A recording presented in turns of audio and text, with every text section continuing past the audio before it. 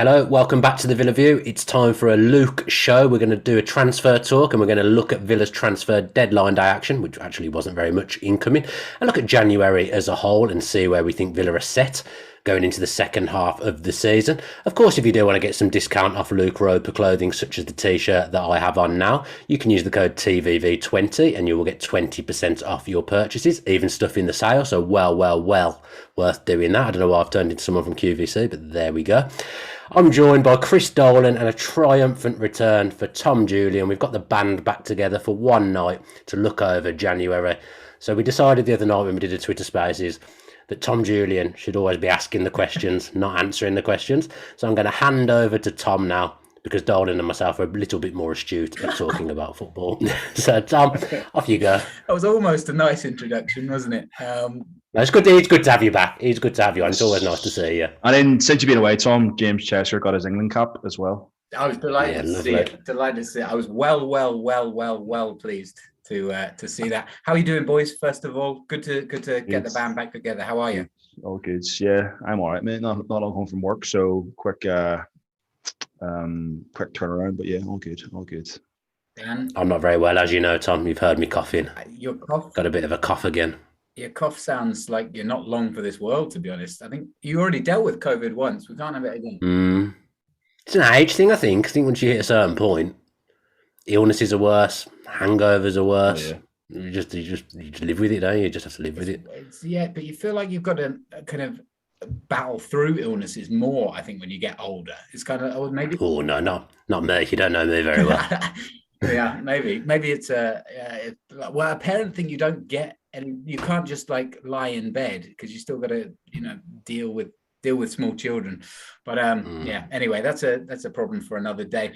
Let's talk about something that why don't I have lied for this is that me and Dalton have had a haircut for the occasion and you just haven't. No, I don't. You just absolutely haven't. I tell you what though, and I don't want to digress too early too fast, but I found a barber that I really liked in Frankfurt. Very cool. Chris, you would have liked it. Had a tattoo parlor in there. It actually turned into a club in the evenings pre-COVID, and it shut down because COVID killed it.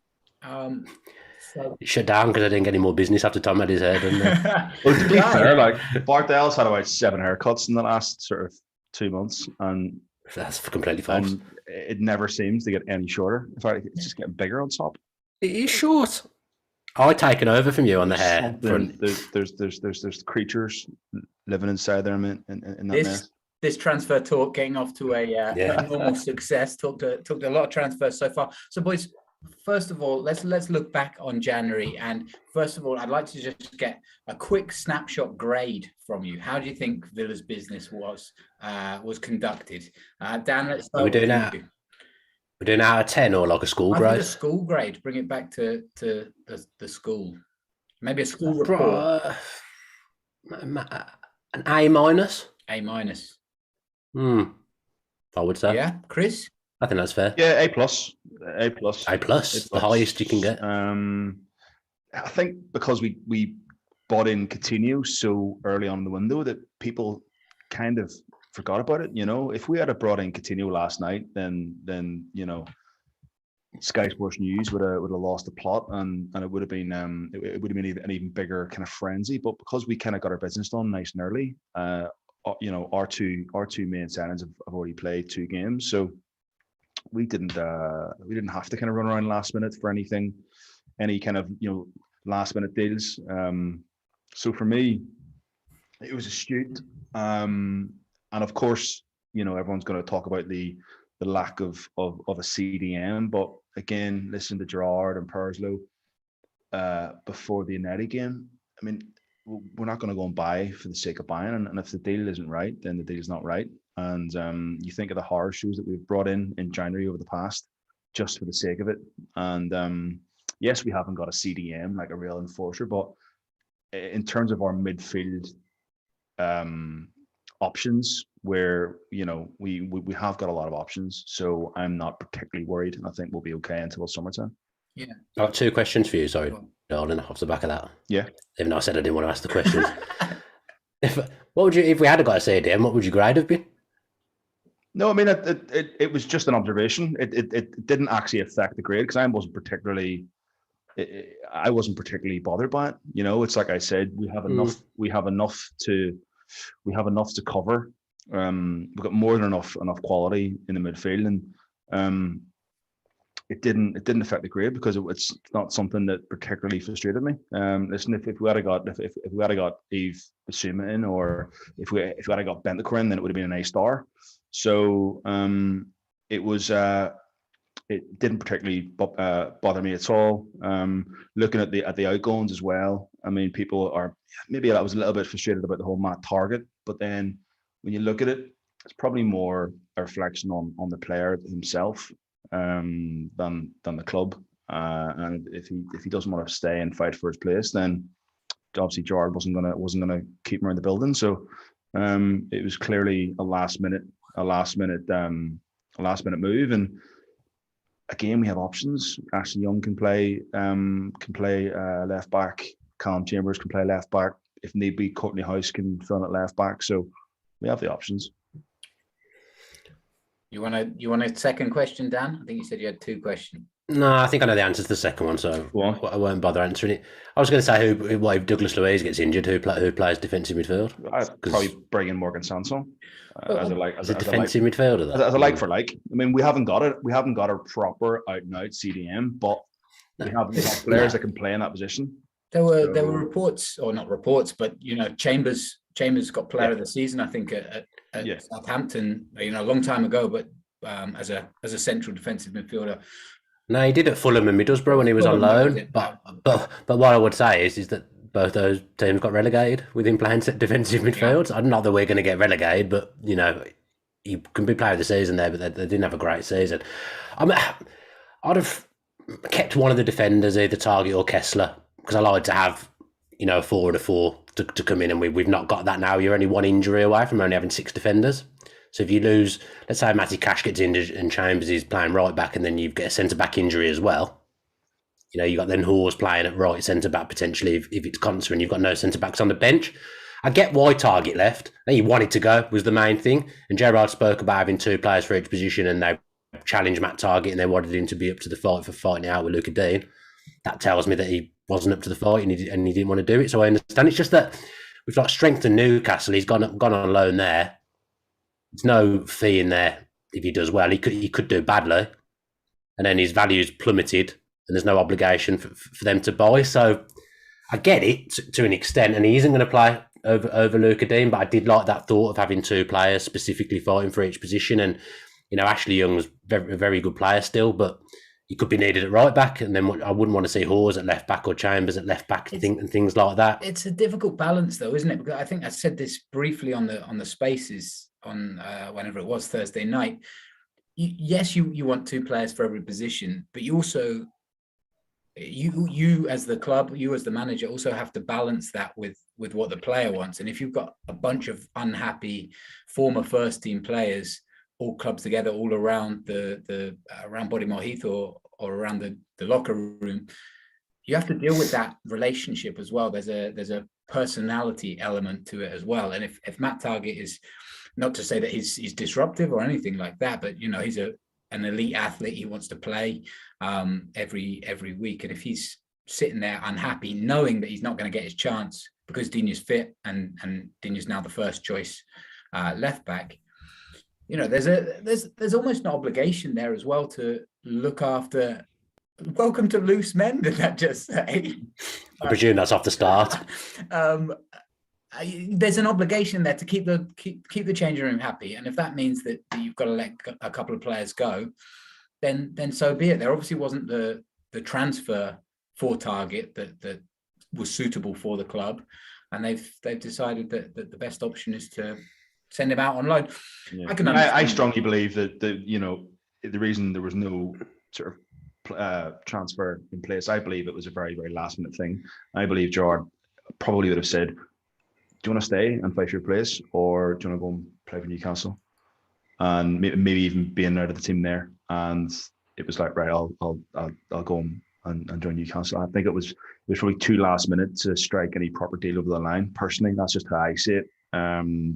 nobody could have seen Targett going out on loan after what Gerrard said in the press conference is he wants two players in every position, two top players fighting for the place. So it was clearly one of those last minute decisions that stuff goes on like that all the time behind the scenes that we'll never know about. But I got the impression that he was not a happy bunny, and quite rightly so. You're brought in as your first choice left back. You've kept the club up in the first season. You've pushed the club up. You've pushed the club on in the second season. You've got player of the season last season. Shaky-ish start to this season. Improved under Gerrard, and then Louie Barry comes in. So if I'm Matt Targett, of course I'm going to be pretty peeved off. But we think, he's an elite athlete. He's a sportsman. He has to have this superpower of a mental strength, this super strong mentality. He's like everyone else. If in your job, if they bring somebody in to essentially replace you, you're going to be pretty pissed off about it. I think that's a perfect point, though. Like, Matt Targett's a human being at the end of the day. He wants to play, and he's played, and he's done well. Then a new manager's come in and immediately bought a player that's going to take his position. Yeah. There's no way that you don't think that you're second choice there, because you are, and it's all well. He knows straight away, doesn't he? Yeah. He absolutely knows, and he's been dropped immediately, so he knows he's not getting back in without an injury. So I do get it from that perspective. Yeah. I do get it. I think if you look at the window overall, someone tweeted this yesterday. The squad, I think numbers-wise, is pretty much exactly the same. So Olsen's replaced Steer. Got to be honest, don't know much about Olsen. Can't say whether it's a definitive upgrade or not. They've lost a loan in Tuanzebe and replaced him with a permanent in Chambers. Probably ability-wise, I would say they're probably about the same level, but Chambers has got room to grow. I just think he's become a bit stagnant at Arsenal, but that's a good signing, I would say. You've upgraded Matt Targett for Luca Digne, who Digne will definitely suit Steven Gerrard's system more going forward. He's got a better delivery. He's already got an assist this season. He's only played 2 games, so you can see that he'll be a definitive upgrade. And we've lost El Ghazi and replaced him with Coutinho, which again you would probably say is an upgrade, isn't it? Third most expensive player in the world coming in for El Ghazi. As much as I actually liked El Ghazi, that's an upgrade. So the squad numbers-wise hasn't really changed, but you can definitely say that there's been a shift in quality, I would say, from the business we've done. Even with what I've just said about the slightly imbalanced numbers in defence, it's a very, very successful window. Like Dolan said, they executed things quite early with precision, as they usually do at Villa now, and they got the business done early. We're just quite a boring club on deadline day, really, aren't we? On deadline day, as a Villa fan, I don't remember ever being massively excited because we just don't ever tend to do anything on that specific day. And it was quite a busy day in general yesterday for the rest of the Premier League. I mean, I'm sure I'll get called up. I tweeted yesterday saying we'll not have a squad left at this rate. But then you break it down. I sort of tweeted that in haste. There was no great logic to it when you see, Targett going out, and there's ever much logic to my tweets. But when you were just seeing these lone players going out, you're sort of thinking, maybe we should have kept a few in reserve. But when you've got a chance to sort of sit down and, as Dan said, look at it and who went out, who's come in, and the players that we lost on loan were literally squad players. Some of those didn't even make the match day squad. So overall it's been another brilliant window, and like I say, the quality and caliber of player just keeps on getting better and better and better. And I think we're gonna step it up. We're gonna step it up again in the summertime, and I think that's when we'll see some even bigger improvements. And I'm actually really excited for the second half of the season. Yeah, it's an exciting time. Before we get onto the players then that did come in, because we can talk about them a little bit more. I just want to pick up on a point that Dan said earlier about Kesler. I actually really like that he's going out on loan and getting more games under his belt, and we've got a few of those young guys. Cameron Archer already netted for Preston North End. Keinan Davis scored a couple of goals, scored in his last couple. And Kesler's another one. We've got a few players out on loan now, the young guys who are getting first team experience, which they were never going to get, or very, very limited, let's say. And I just think that's good for them, good for their development, good for the club. And a great opportunity for them to ply their trade and learn different systems as well. Louie Barry's another one who didn't get on very well at Ipswich, but now gets another shot. So I think that's good for us. And presumably with these guys, you can call them back. If we had real injury crisis, we No, you can't. I've seen a few people say that you can't call someone back once the transfer window shut. No, they're there. Okay, they're there. Then Kesler Hayden's a good one because he's come from a very successful loan spell with Swindon. He's moved up a league. Now he's playing at a high level. Playing under Russell Martin, I think, at MK Dons, who plays an attractive brand of football. So again, he'll learn stuff from there. Because Gerrard actually said quite a lot in his press conferences and been quite honest. We've said about he said he wanted 2 players for each position. He did also say he wanted 3 strikers. And we don't have 3 strikers now. Archer and Davis have gone out on loan. I'm not saying for 1 minute they shouldn't have been loaned out. Keinan's done really well at Forest so far, and Archer, like you say, is already off the mark. But again, we're only 1 injury away from having 1 striker, which is something we've complained about a lot on this podcast in the past. I know it's Ings and Watkins, which is a much healthier position than Wesley and Codger or whatever it was before. But you still again, you were a touch light. Who would play up front if both of them were out? And this is the other problem, and I'm doing it now.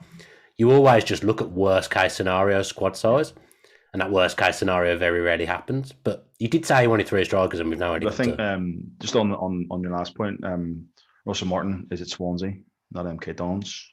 Oh, he was at MK Dons, wasn't he? Thank you for correcting me, Chris. You're welcome. I said it tentatively. I wasn't 100% convinced myself. Also, if we're calling out Dan for being wrong, I just googled it, and you can recall a player. Oh, this is great.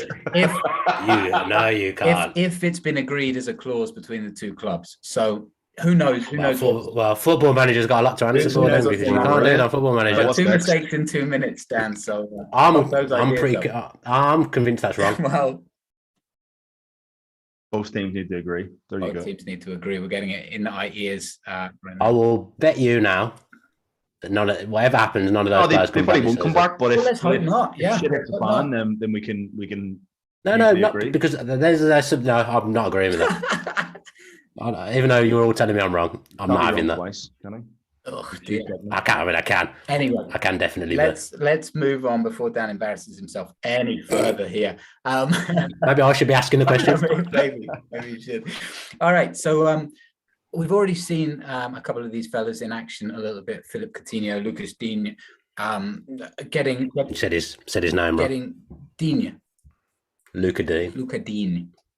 Well, you did it with an Italian accent for some reason, but yeah, it's very similar, the French and the Italian. If you spend a little bit more time in, you're just nitpicking that part though because you're like the English and the Welsh with James Chester. He's lashing out. I am lashing because I'm convinced that I'm right. Even though I'm convinced I'm right. All right, so Chris, this one's for you then. While Dan Googles whether he can be right or not. We've already seen Coutinho come in, and one of the benefits from Coutinho that maybe we didn't expect is the performances from Emi Buendia as well. We talked, Dan, when I was last on the Villa View about Coutinho, and I was a little bit sceptical. I must admit, having seen him play a couple of times now, it's been a great addition. So, Chris, how good can Coutinho be, and can he lift us up, to the next level? How far can Villa go with Coutinho in the next half of the season? Watching Dan googling, he's definitely Google to see if he can. I'm not coming up with the goods, to be honest. He can't get it. I still think I'm right. Coutinho is a world-class footballer, and has been for the last sort of 7-8 years. But he wasn't at his best against Everton. But in saying that, as Gerrard quite rightly pointed out, it was a game in the second half where they were just launching balls into the box, and we didn't really get much of a chance to play football. So you can kind of forgive him that. But obviously, moments and glimpses in that game, and again, there was huge moments and glimpses in his debut against United. So it's still a bit early to tell, but I think in a way this winter break's probably done him a bit of good. He's been playing with Brazil? Has he had much minutes with Brazil, or? I think he's played a game. So, I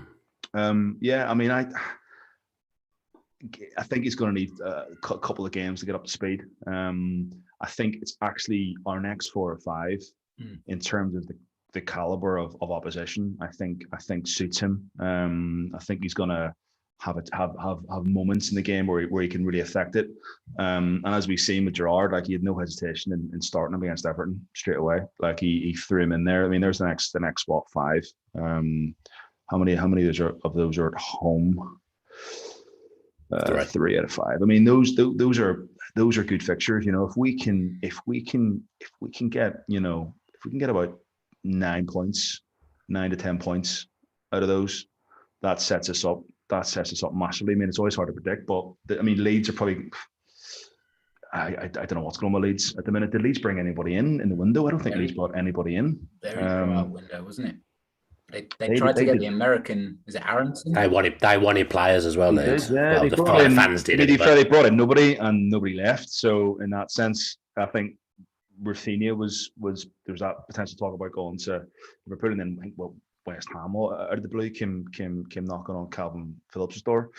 But I think Bamford's going to be out for that Leeds game, which for us is good because he has a knack of scoring against Villa.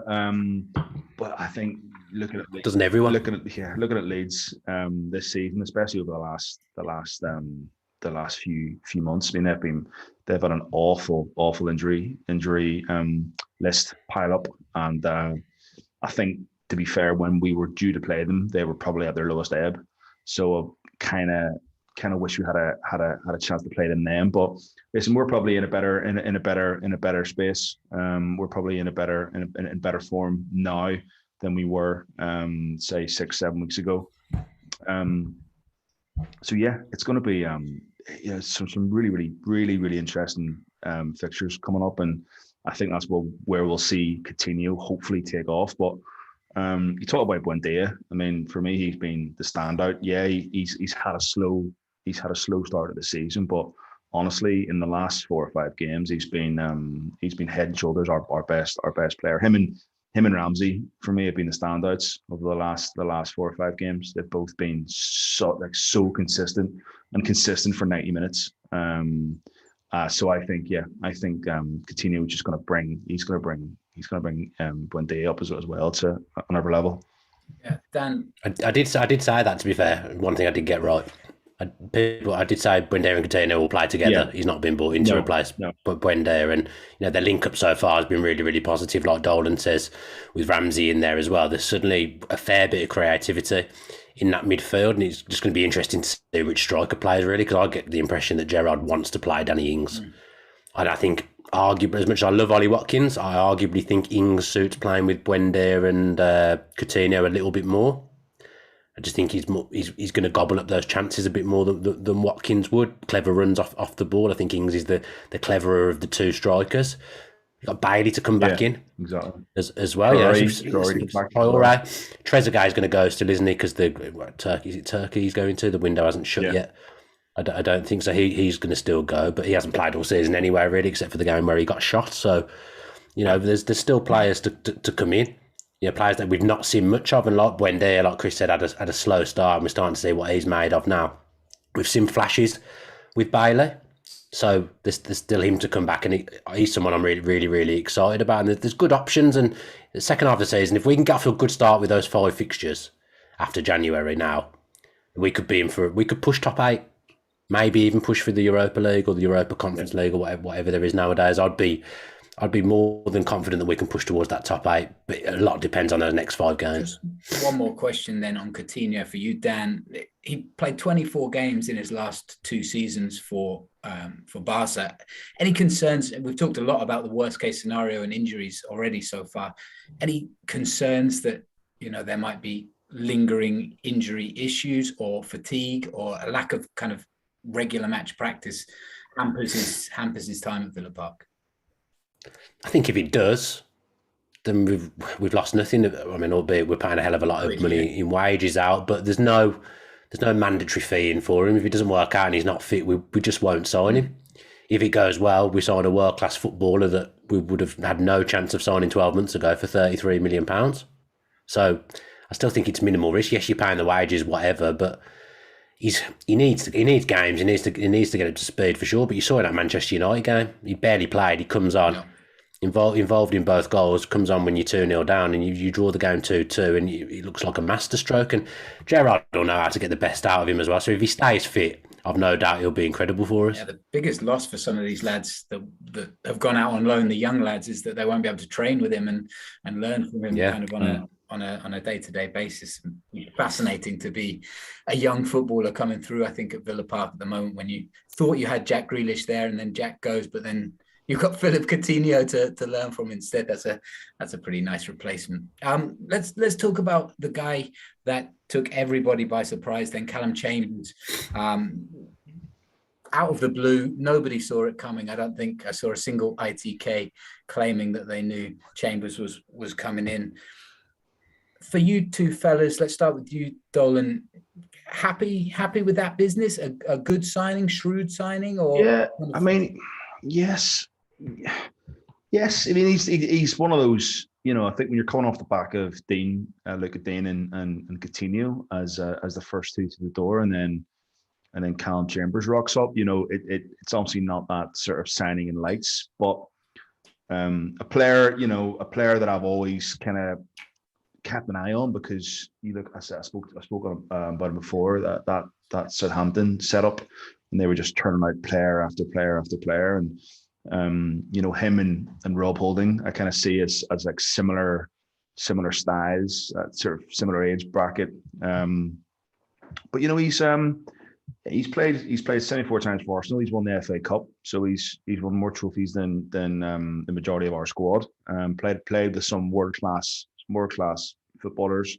Played under a world class manager in Arsene Wenger, and yeah, I can't say I've watched him, you know, closely in the sense that, like, I know he's very versatile. I know for Fulham he got player of the season. As Dan said, yeah, they got relegated, but he played defensive mid for Fulham alongside, I think it was Loftus-Cheek, and he got player of the season. So he's not going to start. He's not going to start week in, week out. I know there was talk today that he played possibly as a holding midfielder against Brentford in the friendly, because Mings and Konsa both played. So there obviously we haven't seen the lineup, and we haven't seen any highlights. But again, if that was the case, I'm sure it's just because George's just going to sort of do a little tinker number on that. But yeah, I mean, he's not going to be a player that's going to come in and play first team football. He wasn't brought in to elevate the starting 11. He's been brought in to elevate the squad. And if that's and that, with that being said, I think it's another shrewd signing. Talk about we got him for free. If not for free, you know, I've heard £1.5 to £2 million banded about. So really, again, it's another win-win signing for us, and very low risk. Still only 27 years old, so got another 3-4 years of you know, high level football with us. So yeah, I think it's a really solid piece of business. Yeah, Dan, I think it was your colleagues at the Athletic that had the exclusive that Arsenal could have signed a 12-month extension with him with real no impact to them or no cost to them, and they missed the December deadline, and you know, it's all kind of fallen apart. We talked about Leeds not bringing anybody in. Arsenal had a very odd window as well, where they just couldn't they couldn't attract the big names, and they end up losing a squad player like Chambers. You know, he only played 5 times so far this season, so wasn't in their first team rotation really, but could end up being a crucial player. Again, we talk about the potential injuries. He could end up playing an important part for Villa. You're on mute, my friend. I am on mute because I was coughing and I muted myself and forgot to take myself back. I would say it's really hard to buy a centre-back for Villa at the moment, because you're very unlikely to get an upgrade on Konsa and Mings, and whoever comes in knows that Konsa and Mings are going to be first choice, and we've seen it with Axel Tuanzebe, who wasn't happy to not be playing and he ended up cancelling his loan. It's really difficult to get someone in with Premier League experience who's willing to come in and be that third, fourth choice centre-back. So to get someone in who's done what Chambers has done is a smart move. It's a permanent deal, which is smarter than having a loan like we had with Tuanzebe. So like Dolan says, it ticks boxes. I think it fits. I think he's still got room to grow because, as I said earlier, I think he has stagnated a little bit at Arsenal. This was a highly rated player who got capped by England pretty early, or was definitely in England squads very, very early. Probably moved away from Southampton to Arsenal too soon. Something else that's flown under the radar a little bit is that he's played with Martinez before as well, so they'll have a relationship for having been at Arsenal together. So that's a positive with a centre back and a goalkeeper. And as much as I'm saying he's not going to come in and replace Contra Mings, because he won't, he's of the quality to push them and keep their performance levels at an optimum. So I think, for 2 million or whatever it was, I think that's a really good signing. Defenders peak later than players in other positions as well. So 27 is a good age for a centre back. I remember him scoring against us actually at the Emirates a few years ago in a 3-2 defeat that we should definitely took something from. Chambers scored a really weird looping goal over Tom Heaton, and I remember thinking, bloody hell, if Calum Chambers is scoring past us, there's serious problems there, which is perhaps a bit harsh. I did look back on a few of my tweets about Calum Chambers, and there was a few unkind ones, but I think when you look under the surface, it does make sense. As I say, £2 million. It's low risk, isn't it? They're really, yeah. He's not going to be on mega bucks wages. You said it, Chris. It's a win-win. Like you said, 2 million really is a drop in the ocean in this day and age in the Premier League. You can't sign a centre back, right back, potentially central defensive midfielder, even as kind of as a squad player for that kind of money with proven Premier League experience. So I can't see why it's a bad thing. We're going to have to end this fairly soon because Dan may pass away before. Apart from not taking myself off mute once, I tell you what, my mute control has been unbelievable when I've been coughing. Good that you praise yourself, even if nobody else does. Adam will know. He'll have been clocking it behind the scenes. He'll have been like, "Oh, this guy knows what he's doing." Real pro. Robin Olsen, we mentioned, bit of a random one, kind of comes in, like you say, Dan, for cover. Jed Steer goes out on loan to Luton. Just seems a bit, again, do you think that was a request from Jed Steer that he wanted to go out and have game time somewhere? It kind of seems a bit of a weird move to swap in your backup keepers. I just think Gerrard didn't fancy Steer by the sounds of it. Okay.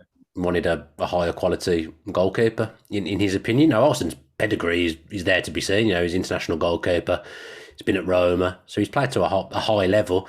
Can't say I was massively impressed with him when I saw him play for Everton last season, and I've heard a few mixed reviews from Sheffield United fans and Sheffield United personnel as well, that he's not been brilliant for them. It doesn't sound like they were desperate to keep him, which you'd think was a little bit odd when they've got a journeyman goalkeeper in goal for them in West Fotheringham. He got dropped in November, I think, right? So I don't think he's played since November. So it reminds me a little bit of the Gallagher signing for some reason. I don't know why. I was just going to. Yeah. He's got a relationship with Langer as well, hasn't he? I think. Yeah, from Copenhagen. He played for Copenhagen, didn't he? He was Copenhagen for. Yeah, so they've got a relationship. So, I mean, hopefully we don't see too much of him, because I wouldn't like to see Emi Martinez not in goal anyway. So just hopefully you don't see much. It's weird though that he was obviously unhappy not playing at Sheffield United. Fine, but then he's come in and very much going to be the number 2 unless something disastrous happens to Martinez. It's a bit different doing it in the Premier League for Villa than it is doing it in the Championship for Sheffield United, I would say. Isn't it? Maybe it's a bit more comfortable. Maybe there's a bit more money. I'd imagine the Villa Park bench is more comfortable than the Bramall Lane bench. You're back up to one of the best goalkeepers in world football, and you're coming into an environment, an environment with broad. Yeah, he has the facilities and stuff, isn't it? Are top class, and I'm sure he probably, I don't know about his wages, but which is fine it's fine if you're like a young player though coming through. I mean, he's 32. I guess goalkeepers do that, man. It's a different. I think we need to get someone like Neil Cutler on here and sort of talk about the mindset of a goalkeeper. But it's a very strange position, and it's not like any other position on the football field. It is and some keepers don't really blossom until they're mid to late 30s. Like look at Brad Friedel, but I think with Olsen, it's like you'd rather have a chance of getting on in a Premiership game and maybe playing a couple of games in the Premier League than hanging around Bramall Lane and a mid-table Championship side.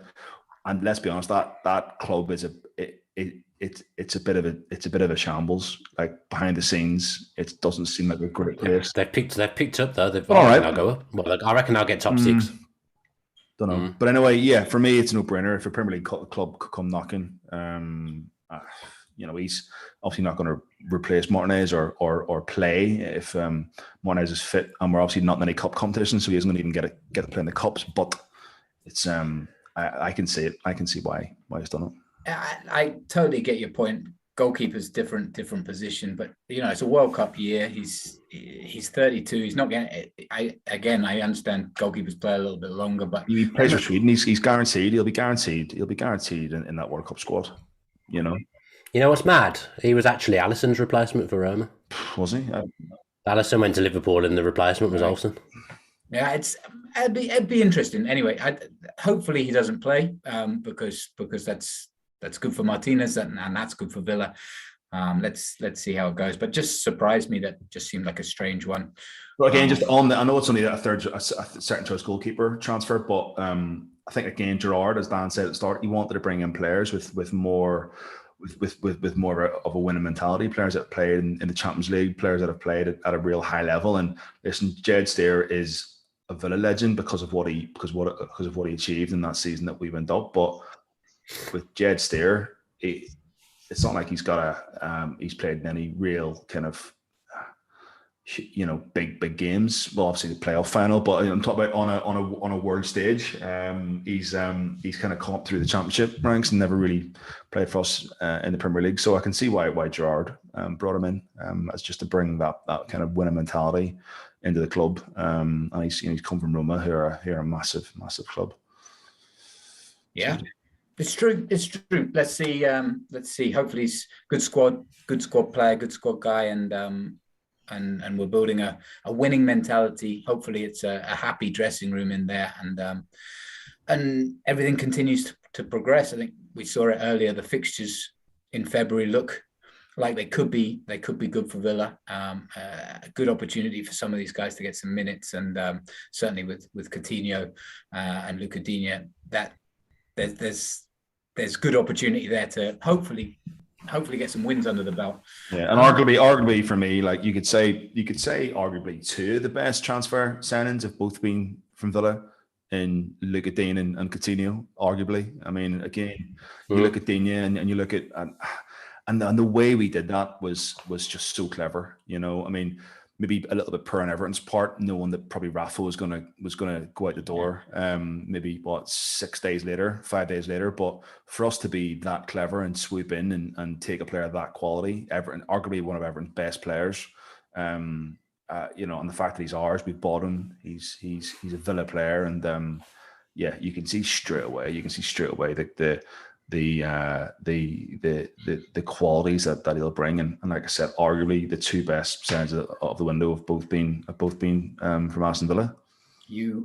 Luca Digne was predatory because he was not on the list to bring in January. It wasn't a target for the club at all.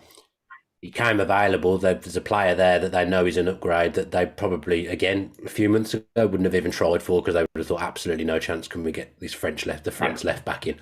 Absolutely no chance. And Villa took advantage of another club's misfortune, which I like, because too often Villa have been that club that have been taken advantage of. And we owed it to nothing for Idrissa Gueye. As well. So, it's good to pull Everton's pants down a little bit after they got Idrissa Gueye for 7 or 8 million or whatever it was, and then sold him to PSG for 30. So that was a positive one to get our revenge on Everton a little bit. But I like that because he's not, I wouldn't say he's world class, but he's a top class player. There was nothing necessarily massively wrong with Targett, but we've sensed an opportunity to upgrade a position, and we've done it. So that they deserve. They got that. Villa didn't mess around on the price or wages or anything like that either, because they knew time was of the essence. Because they knew one more defeat would probably be curtains for Rafa, and it was. So that next week, Villa wouldn't have been able to do that. They would not have been able to get him in. So they deserve a lot of credit for the way they conducted themselves with that transfer. Yeah, and I just wanted to mention as well the Villa kind of website social PR team for some of the work that they did over the transfer window, certainly around the Coutinho signing, some really nice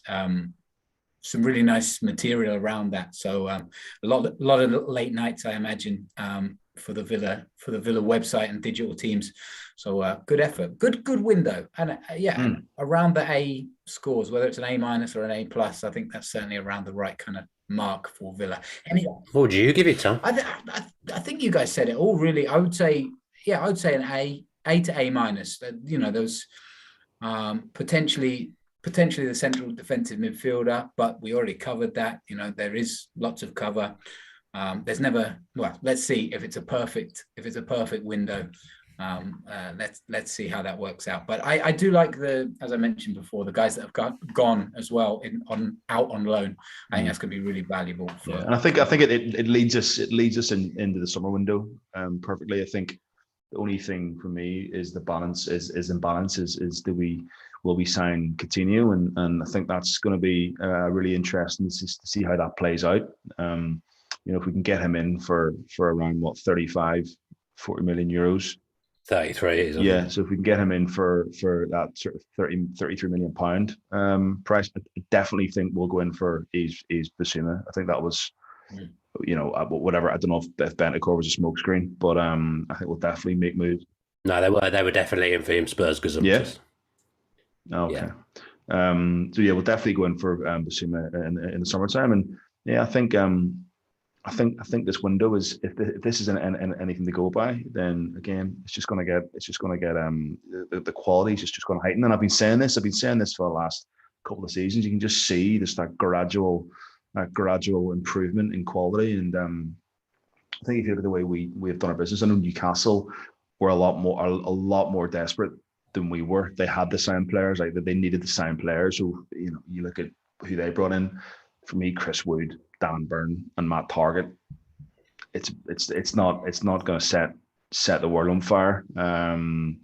So in that sense, I think we've had the best window in the league, and it's credit again, because it was one of our Achilles heel was bringing in the right footballers, and we went through season after season of bringing in really, really average footballers, and it's just really refreshing to see you know, top class players back at Villa Park.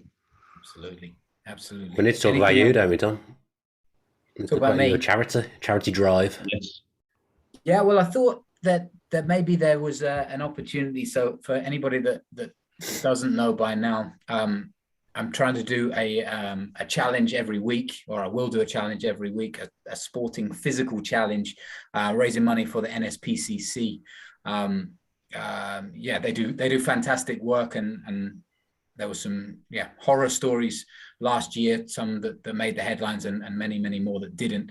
And I thought the best way to do my bit was to raise money for them. So set myself a challenge this year to push myself every week by trying to emulate some of our favorite sports people. This week, after Rafa Nadal hit 21 men's singles Grand Slam titles, I'm going to be running 21 kilometers tomorrow night, which is going to be cold and hard and brutal. But that's kind of the point, right? If you guys watching here, if it's not hard, you're not going to sponsor me. So I'm going to put myself through the pain. But that's 21k. That is horrific on a Wednesday night in. Oh, that's grim. That is horrible. But I feel sorry for you. Well, you should. And the point is that if you do feel sorry for me and you've got a spare tenner or so, then please do visit my Just Giving link. It's in my Twitter.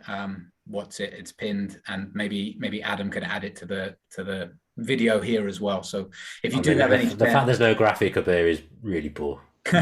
if you can see him creating one, he's definitely trying to create one quickly and flash over the screen. I'm watching him do it. He's definitely trying to create something quickly. Listen, let's give him a minute to do that. But yeah, the link will be in the YouTube bar. But I thought you lads might be able to set a challenge for next week around one of our signings. I briefed Dan on this earlier, so I don't know if he's already had an idea, but maybe there's something that I can do around the signings. I did come up with something. Okay. Only just while we were talking. Okay. Because I forgot. But I did come up with something. It's not based around the new signing though, but it is based around Villa next week. Okay. Villa are obviously playing Leeds next week. I mean, Leeds are probably the fittest team in the Premier League, aren't they? I don't think it'll be 21k, but I think you should have to pick the player that runs the most distance in the Leeds team and mimic his running stats one evening. But I want you to do it in a full white kit. Okay, so let me just... You've got to wear shorts, you've got to wear football shirt, white football shorts, and white football socks. Can we not just like turn that on the head and make it more Villa and say whatever Villa player runs the most distance against Leeds? Because Leeds will run more. I mean, you wanted to make it harder. He's got a Villa kit, so yeah, but we run He'll more have- on. We have increased our stats under Gerrard. So anyway, Okay, here's what I'll do. Whoever runs the furthest out of the game, There you whether go. it's a Perfect. Leeds Okay. player or a Villa player. Sure. and I want you to wear all white because I know you weren't allowed to wear white football kits. I'll do it in a full kit with whichever team. I obviously don't have a Leeds shirt, but I will. I'll wear I've got white shorts, white socks, and a white t-shirt. And if it's Villa, then I'll wear a full Villa kit, even an old one that isn't breathable. How about that? Don't wear that 1998-99 Reebok AS LDV Vans. My God, you'll die. Yeah. I tried to do the podcasting, that nearly killed me. Let alone go for a run. Horrible stuff. All right. So after, so it's next Wednesday. So on Thursday night, I will run the distance of whoever goes furthest. Is there an easy way to find it out? We'll get the information for sure. Oh, yeah, we've got it up there. It's just Find the info. Okay, I will do that. I will do that for you, fellas. So if you do have any spare coins, not coins, because that Just Giving don't take coins, but if you do have any spare cash, I would very much appreciate it. I am not doing this for my benefit, believe me. But if you can support us, that would be grand. Where's his graphic, man? It popped up. Did you not see it? Yeah. Did it? I never saw it. Everyone noticed. He was too busy coughing. Did that good? I never saw it. It was excellent. All right, just before we go, then we should just take a quick nod to the African Cup of Nations because Villa has a couple of representatives in the semi-finals. Well, two at the moment. Certainly, we mentioned him earlier. Trezeguet scored the extra time winner to send Egypt through against Morocco in a 2-1 win, and obviously Bertrand Traore as well with Burkina Faso makes it through as well. So they'll be playing. I think Burkina Faso is tomorrow, and Egypt then play on Thursday. So yeah, a couple of villains still in that competition. You mentioned Trezeguet already probably out the door. Is that a done deal, or are we just kind of? I think it's just expected to go through. Yeah. Alone. Yeah, he's given us some good moments, hasn't he, Trezeguet? Very up and down. Yeah, Villa on Facebook, Villa did a compilation of his goals. You actually forget how many in that first season. You forget how many goals he scored for us in that first season. Important ones as well, yeah. Like 7 or 8 goals he scored, especially after lockdown. He bagged the brace against Palace, and then obviously that winner against Arsenal. So got us to a cup final as well. Cup final, yeah. The Leicester goal, Chelsea goal away. The Wolves goal, which I mean, it was all kind of consolation at that point. But he the Liverpool goal at home when we lost in the last minute. So he had his moments. The brace against Fulham last season at Villa Park when he came on and changed the game. So he's had that horrific injury. So I kind of feel for him because he seems like a really nice guy. You know, there was glimpses of quality. But then there was probably more frustration on the whole because it didn't quite have that kind of killer instinct, you know, that we thought he would. But yeah, I mean, if you go on Facebook and watch the little compilation, he's done more than you'd think. You know what I honestly think? He's probably about as good as Tonev. He just scored a load of important goals for us. You know, ability-wise, he's not that great. No. He works hard, but you know, you could get frustrated. But he scored 2 against Fulham, didn't he, as well last season, just before he got injured. So you know, he loved popping up at the back post and popping up with a run of goals. Important goals. His goals essentially did keep us up. Yeah, but ability-wise, really, he was probably about as good as Alexander Tonev. I think that's a harsh comparison. I think his biggest problem was that he was so inconsistent. You know, I thought he would play really well on one game and then start the next game and then just be completely anonymous. I think he had a higher ceiling, but probably the same floor as Tonev. And like you say, scored some important goals. Wish him well, and hopefully he can play regularly and get on well in Turkey. But let's see. And then obviously Bertrand Traore as well, to carry on with his AFCON dream. And He's then had hopefully come back and quite a play good for tournament, Villa. hasn't he? He scored a couple. He's had a fairly, obviously he had COVID at the start of it, and then we all I thought, feel like he's captain. I could have completely made that up. yeah, but he's I had feel a like he's had a captain. pretty good tournament after coming back from COVID. He's had a real rotten time of it over the last sort of 12 months. Injuries, COVID with Villa, COVID at the start of the AFCON. But hopefully this tournament can kind of give him that boost that he needs for us. I think. Again, there was glimpses of real quality last season when we were on that impressive run in December. I thought he was one of our standout players and probably scored one of my favorite goals last season. That West Brom goal I thought was just so classy. So again, another player that'll come back hopefully after having a good AFCON. Fitness should be improved, and I think Gerard likes him. He started against Brentford, so I think Gerard quite likes him. But at the minute he isn't going to get in ahead of Coutinho or Buendia. So again, him and Bailey off the bench certainly an upgrade on what we've had. Some nice competition up there. All right, have we got any other business, gentlemen? Just really that. Obviously, use the Loot Europa discount. If you want some cheaper Loot Europa clothes, you can see the discount code at the bottom side of the screen. So yeah, I'd take advantage of that if you do want to get some Loot Europa garments. And I guess we'll be back next week for a match preview before the Leeds game. So yeah, other than that, it's just been great to get the band back together, hasn't it? Nice to have a chat like old times. I've enjoyed it. Nice to see that picture as well. That picture was it brought back good memories. Yeah, it was good. Maybe Tom will fly back one day and we'll do another show at Villa Park. Yeah, I hope so. I hope we'll be able to come back at some point. We didn't make it home for Christmas or New Year, so a return is due. So it really is. It's been a pleasure to speak with you lads always. Thank you for having me back for this little special. Lovely. Let's go. Good to see you, Up to Villa. Nice one. Cheers, boys.